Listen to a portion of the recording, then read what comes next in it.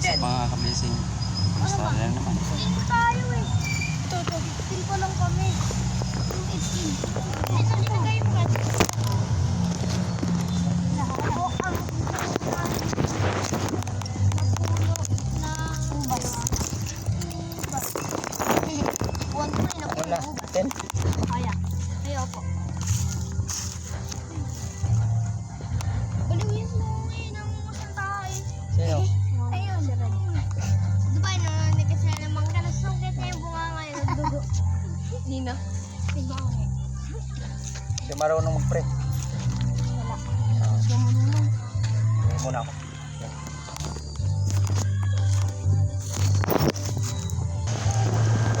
Simulan na kayo mga kabising.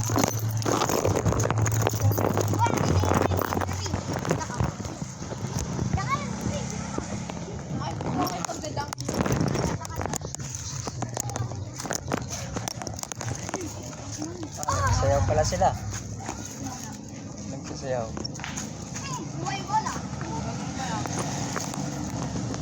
Sa?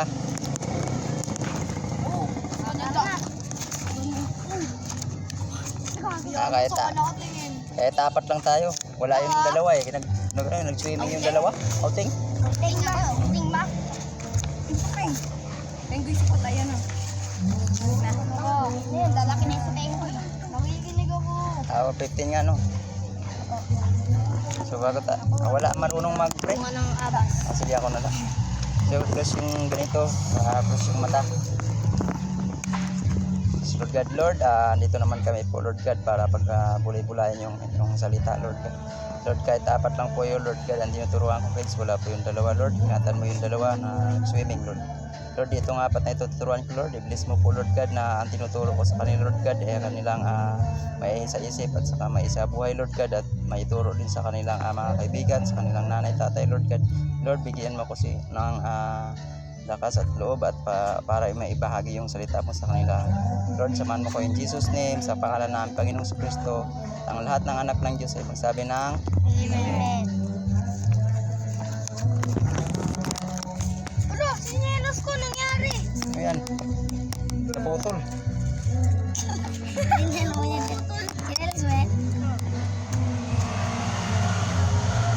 Sira na. Pinatayo sa dugo. Sinatsagaan mo lang pala yun. Kasi yung bakal. Pwede pang basag ng bakal. Dali. Tad na. Matin siya. Matin na iya. Matin daw siya. Yan, kilala mo yan? Wala, hindi. Hindi. Ako ang tunay na puno at ubas. Sino daw yung tunay na puno at ubas? Sino ang tinutukoy dito? Ama. Jesus. Sino? Jesus. Okay, si Jesus yan dyan. Basta tinutukoy na puno at ubas ng Jesus. Kinig ka. Amen. Si Ivan. Kaya nakikinig na din. Okay na sayaw. Yung tatlo natin kasamahan. Ang pangalan mo, Brad? Daniel. Ikaw? Yan. At saka si Brother. Oo, dati yan dito eh. Mabuti naman makikinig kayo na uli ng salita ni Lord. Ayan. So dito na kami, ito na kami 15 kasi tapos na yung ito na lang natira. Malayo na.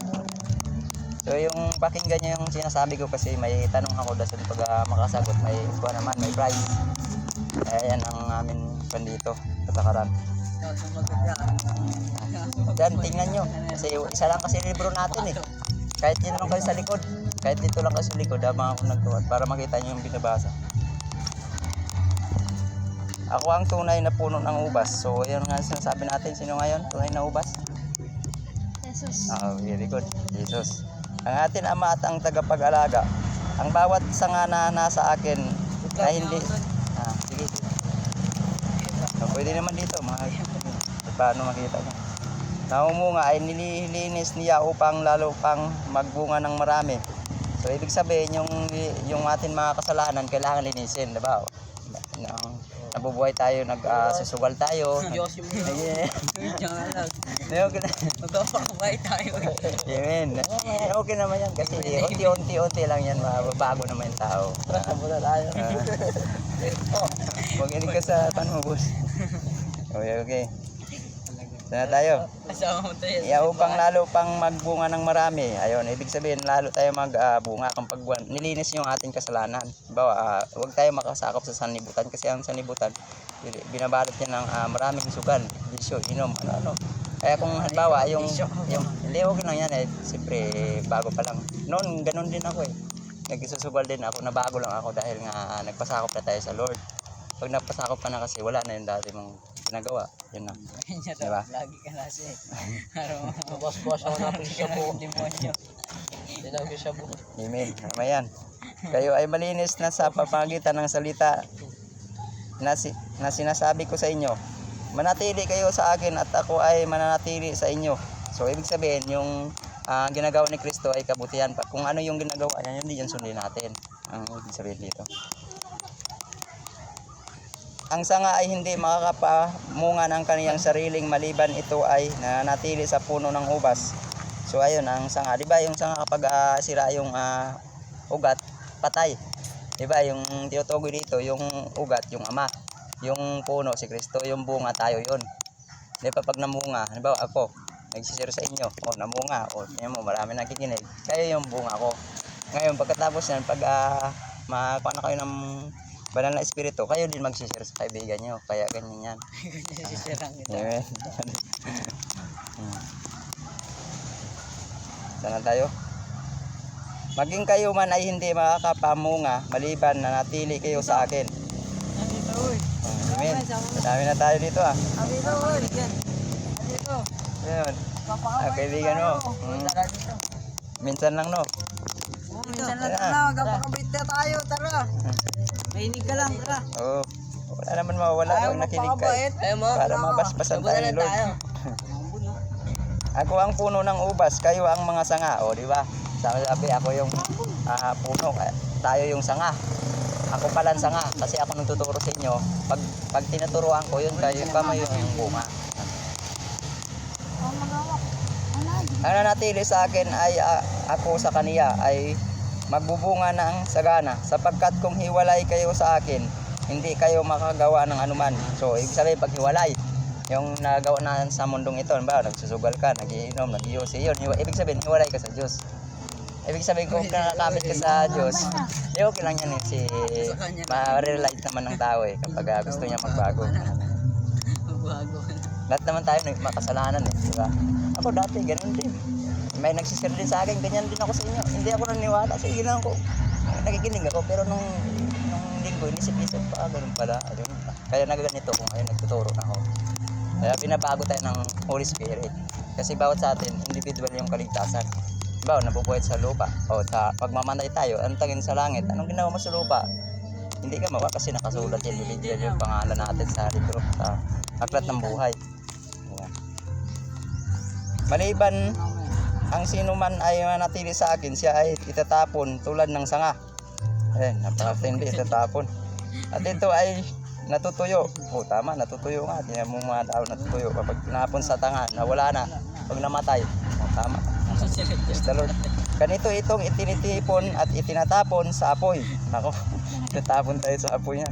At ito ay sinusunog. Tama. Amen. Praise the Lord.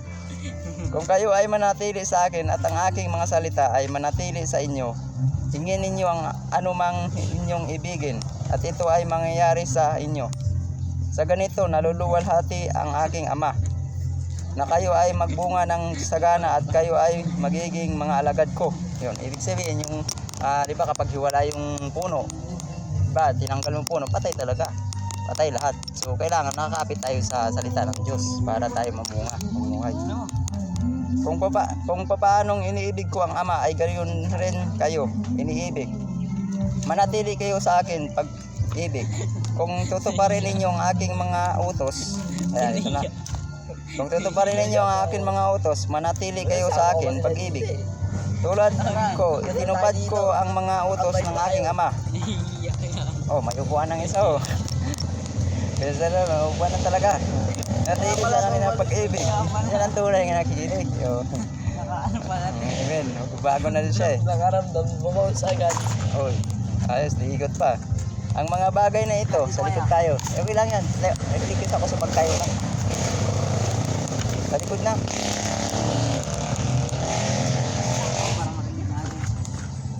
Ito ay sinasabi ko sa inyo upang ang aking kagalakan ay nanatili sa inyo. Gayon din naman, ang inyong kagalakan ay malubos. Ito ang aking utos, kayo ay mag-ibigan sa isa't isa. Gaya ng pag-ibig ko sa inyo. So, ibig sabihin yun. Diba, yung utos. Diba, matinding utos. May utos kasi si Lord na, diba, ang kaaway mo. Diba, ang kaaway mo. Mamahalin mo. Di ba matindi? Mahirap mahalin yung kaaway. Ang una mong gagawin, siyempre kaaway mo sa patawarin mo muna. Tapos magmahalan kayong dalawa. Diba, magkumustahan kayo. Ganun. Yan, magbigayan. Ayan, magtulungan sa problema. Yan ang tinutukoy dito. Amen. Sige. Ito. Kayo ay mag-ibigan sa isa't isa gaya ng pag-ibig ko sa inyo. Wala nang hihigit pang pag-ibig kaysa rito na ang isang tao ay mag-alay ng kaniyang buhay para sa kaniyang mga kaibigan. O, di ba, matindi? Ialay mo yung buhay mo sa kaibigan mo kung talagang matindi yung pagsama ng magkaibigan. Di ba, pag oras ng kakuluhan, doon mo lang makilala ang kaibigan mo kung talagang tunay. Kasi tatakbo yun eh, kapag may kaguluhan. Kung tunay kang kaibigan, tulungan mo. Ayan yun. Tatakbo. Kayo ay aking mga kaibigan. Kapag ginawa niyo ang anumang inuutos ko sa inyo, hindi ko na kayo tinatawag na mga alipin, sapagkat hindi alam ng alipin ang ginagawa niyang Panginoon. Susalay pa ay tinatawag ko kayong mga kaibigan, sapagkat ang lahat ng narinig ko sa aking Ama ay pinaalam ko sa inyo. Hindi ninyo ako hinirang, ngunit ako ang humirang sa inyo, ay nagtataglay sa inyo, nagtalaga sa inyo. Ang dahilan upang kayo ay humayo at mamunga at ang inyong bunga ay manatili. So ayun, hindi yung sabi dito, no. Nakakatats. Kasi kailangan talaga natin sumunod sa utos niya. Ang anuman ang inyong ihingin sa akin, Ama, sa pangalan ko ay ibibigay ko sa inyo. Ang mga bagay na ito ay inuutos ko sa inyo upang kayo ay mag-ibigan sa isa't isa. So, maliwanag na nag-ibigan sa isa't isa. Makinig tayo, makinig. Ayan. Tara, makinig tayo, oy. Ayan, makikilala nyo. Sige, Uy, makinig! may tanong ako unang tanong. Kung sinong nakikinig, unang tanong. Bible. Makinig tayo, Ayan na. Ay, mga ako niya, mga tropa. Huwag kang malis, dito ka lang. Makinig ka, magkumano kayo kayo. May tanong ako. Sino yung puno? Si ano? Sanat? Jesus. Tama. Pangalawa, sino yung gamot? Alam niyo yung gamot. Halimbawa sa punong kahoy, sinong gamot na tinutukoy dito? By Jessic. Hindi, ibig ko sabihin ito yung pinipilian mo. Ang pipilian mo ganito. Yung Ama, Jesus, yung tao at saka yung bunga. Diba? 4 ang pipilian. Oo. Ang tanong ko, sino yung gamot? Oh, very good. Yan ang gamot, diba? Yung roast. Makikinig yun eh. Ayun, nakikinig. Very good. Tama. Oo.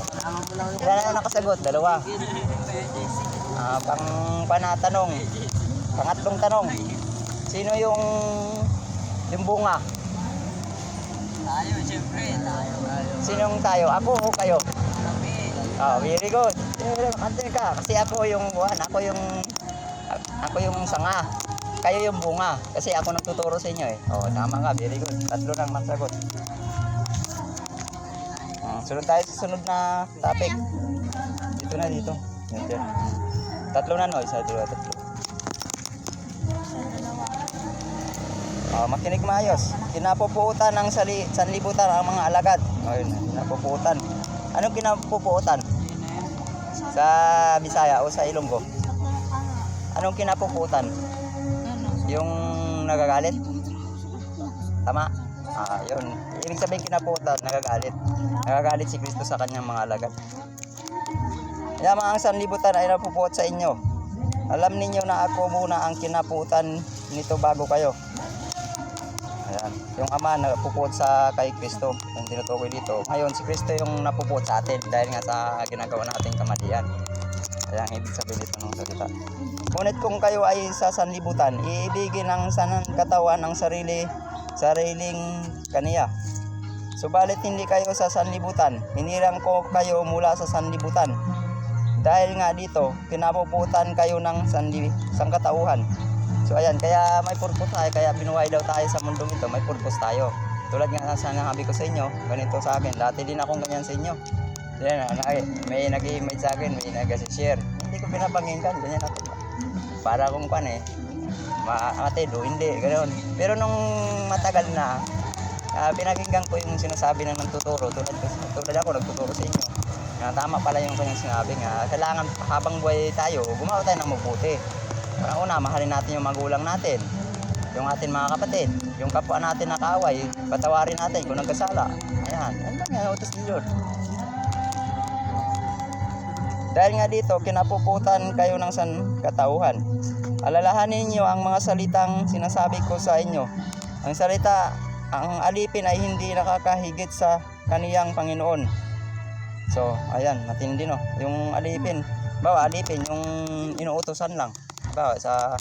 Yung katulong sa bahay.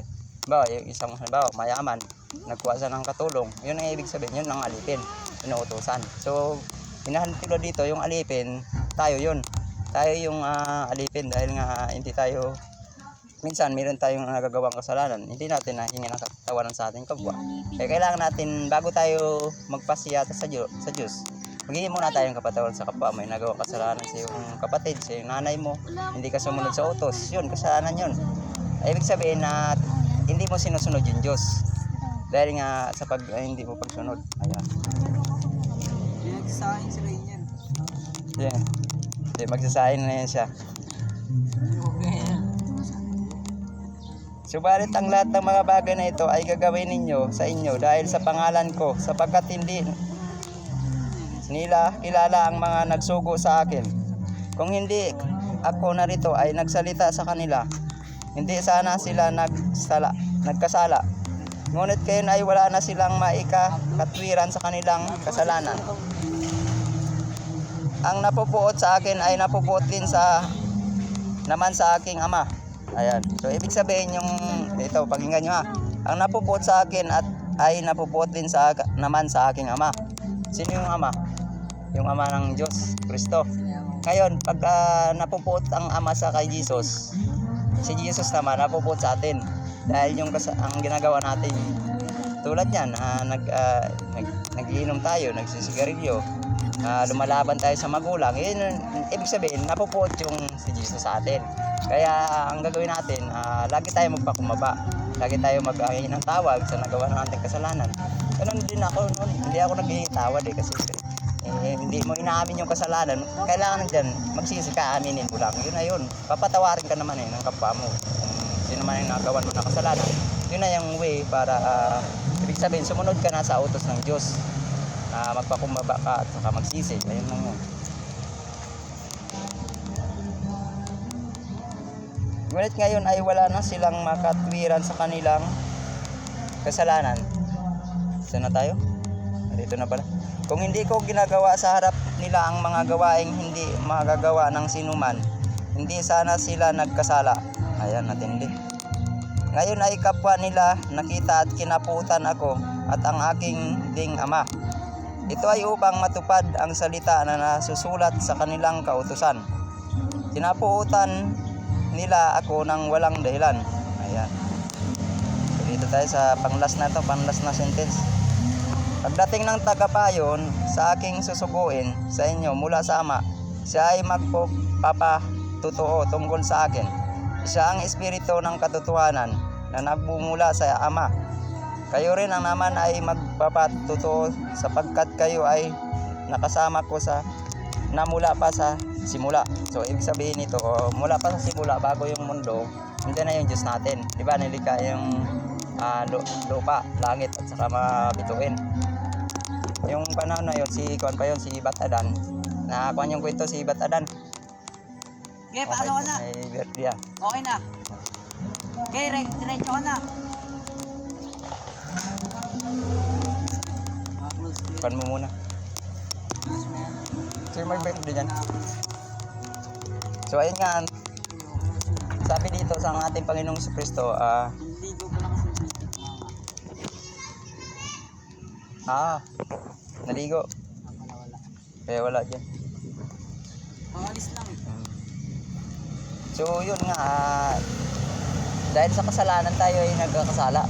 So si Ibat Iran yung dahilan, diba? Si Ibat Adan, yung tinukso siya ng aso. Ng aso ba? Sana. Very good. Ngayon, nahuli ka, wala na.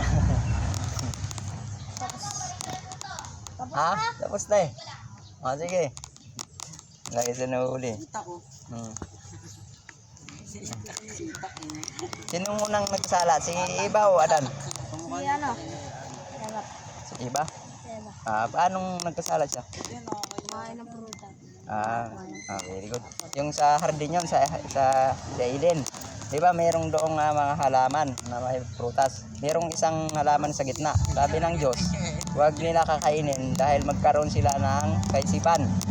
Yun na yung ngayon, natukso yung babae. Sino natukso ng babae? Satanas, yung ahas. Ngayon, siyempre, yung babae, tinikman niya nga.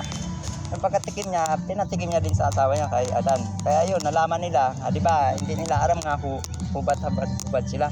Nung hindi pa sila kumain, kasi hubad nga sila. Nung kumain sila, yung prutas na yun may kaalaman. Na aram nila ang tama at mali. Kaya yun, simula doon yung kasalanan ng sanlibutan. Kaya ngayon, napamana natin. So, kaya nga, tayo, mayroon tayong kaisipan. Sa atin yun, kung pipiliin natin yung mabuti at masama. Ano bang pipiliin nyo? Mabuti o masama? Kasi dalawang pupunta natin sa langit eh. Yung... mabuti na no. Kasi ang pupunta natin sa langit, naglalagablab na apoy. Na walang hinto yung mga uod. Kasi titingnan ng ating buhay eh. Nang buhay pa tayo sa lupa, may nakasulat yun sa ang buhay natin sa libro. Meron bawat sa isa sa atin, meron tayong guardian angel. Siyempre, din niya. Hindi nyo lang aram, pero meron siyang gasubaybay isa-isa sa atin. Na anong ginagawa mo sa lupa ito. Nakasulat yan doon. Kaya ngayon, tulad nga ninyo, andito kasi yung harapan. Ako lang ay instrumento, ginagamit lang ni Lord para i-head yung kanyang mga salita. Kaya wag nyo palamasin at saka yun din isa-isip yung tinuturo ko kasi para din yun sa inyo. Kasi tulad din ako ninyo noon na ganoon din, nakikinig lang din ako. Minsan pasulpot-sulpot sa mga nagsishare. Daman ko, ganun pala. Kailangan talaga magbagong buhay. Kasi pag mamatay tayo, okay lang yan mapatay tayo sa kahirapan basta nasa Lord tayo. So, wag lang ka mamatay sa kasiyahan sa mundong sanlibutan. Diba? Napatay ka, nag-iinom ka ng alak, gumamit ka ng bawal na gamot. Diba? Tutukakin ka dyan. Ano sabihin ng Lord? Yan ang ginawa mo sa lupa eh. Kaya magdusa ka sa impyerno. Kaya habang nabubuhay pa tayo, tayo ng mabuti. Saka magbaliktog sa Kanya. Okay lang yan kasi mapag-isipan naman yan kung sino man gumagawa. Yan. Bakit tinatokso mo si Kuya? Taga saan pala si Kuya? Dito lang? Hindi ko ngayon ko lang kasi nagkita eh. Okay pala. So, ilan na yung nakasagot? Ito at saka ito. Wala pa. May tanong ako. So, hindi pa nakasagot. Ito, dalawa. Ito.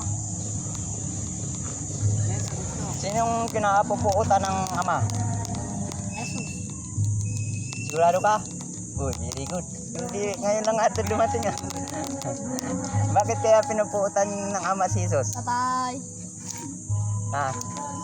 Dahil mali. Makasalanan. Makasalanan yung sanlibutan. Okay, nakasagot ko. Really, sir.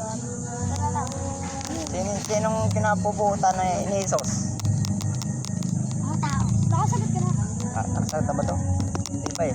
Nakasagot mo yung Hindi, ito yata eh. Hindi pa. Ito, nakasagot ka na pala. Ako, sir. Ikaw? mga tao. Very good. Sinong tao? Sinong tao? Tayo? Very good. Pangalan. Pre, hindi ko to. Ito. Sinong sanga? Yung tinutukoy dito kanina nga sanga. Diba yung gamot? puno at sanga at saka bunga. Apat yun ah. Si Sosa, yung Di ba yung kahoy? Di ba binub... Hindi pa rin ha? Sinong siya? Yes, Sosa. Sanga. Bunga? Hindi, yung sanga nga. Ako o kayo. Dalawang pilihan mo. Ikaw? Ay, ikaw. Sino? Bakit ako? Ako yung nagtuturo sa inyo. Ngayon, kayo yung bunga. Kaya ako nagtuturo dahil nga ako yung sanga. Very good. Okay na. Sino pang hindi nakasagot? Ito. Hindi, nakasagot na yata ito eh. Sagot na ako. Oh, hindi pa. Tapos pero pala no. Hindi pa to, di ba? Oo. Hindi pa to. Di ba? Uy, hindi ka ba? Hindi ka ba? Ako yun eh. Siya nga. Ano ba yun ang nasagot mo sa akin? Yung ama? Kaya yung Grabe. Adi, ulitin ko na lang. Sino yung gamot? Ikaw. Ano ba yung sa puno, sa kahoy, sinong gamot? Pagpilian mo. Yung ama, si Jesus, yung tao, Nandito, yung uy. ama o Jesus, Dito. o yung tagasunod siya at saka yung mga tao. Sino yung gamot? Kasunod. Hindi. Yung gamot, ikalala ko siya, yung ama. Makabait na tayo. Hindi ka nag-awal, sige lang, susunod na. Makabait na tayo. Question na kami eh. Question na ako. Kasi pagkatapos ko nagbasa ng salita ni Lord, may tanong ako. ano po yung tanong? Hindi, yung tanong ko sa kanya, siya man ang tinatanong ko. Yung tanong ko, pinapili-pilihan ko. Sali ka sa gang sa intamin niya. Ha? Sa ganggang namin, sali ka sa ganggang namin. Wala, hindi. Ito, isa yun. Nangyari sa'yo. Ano na? Pipilian mo. 1, 2, Sino yung road? Yung si Jesus o yung ama? Ganyan lang Ah, lang very sa'yo. good. Ganun, no? Nangyari sa'yo. Ikaw, Brad, tanong kita. Wow. Sino yung katawan? Diba yung punong kahoy? Ah, very good. Nakikinig ako, mabait ako, wag ka dito. Mabait kami. Okay lang yan. Sino yung pangalan ni Brad? Iyang part. Okay, yan. Okay. Nice to meet you. Sa sunod, mag-atin ka. Linggo, alas 2. Ito naman ito dito. Tuwing linggo. Doon naman po sa amin. Atin ka din po sa amin. Ito nga, may disco dun. Mother's Day ngayon. Sige, Alam mo na. manalangin na tayo. Napatuloy ka na? Masakit? Sakto lang. Sakto lang naman eh. Kailangan nagpatuloy. Takot. Okay na. Ano, manalangin na tayo. Ako ka, diba? Ayun. Ano ka? Pray. Okay.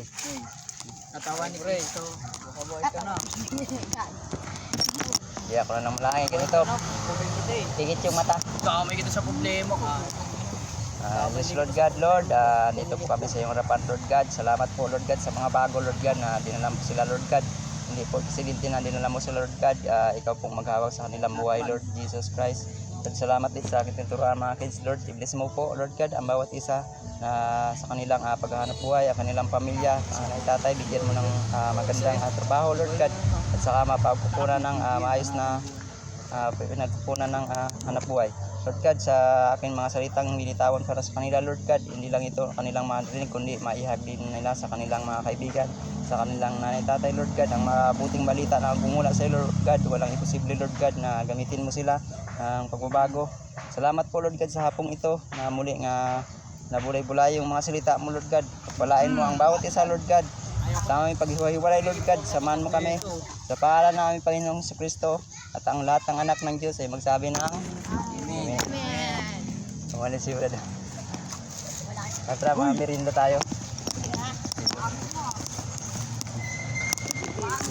Ano ito, katropa nyo? Katropa nyo? Basta mga bro.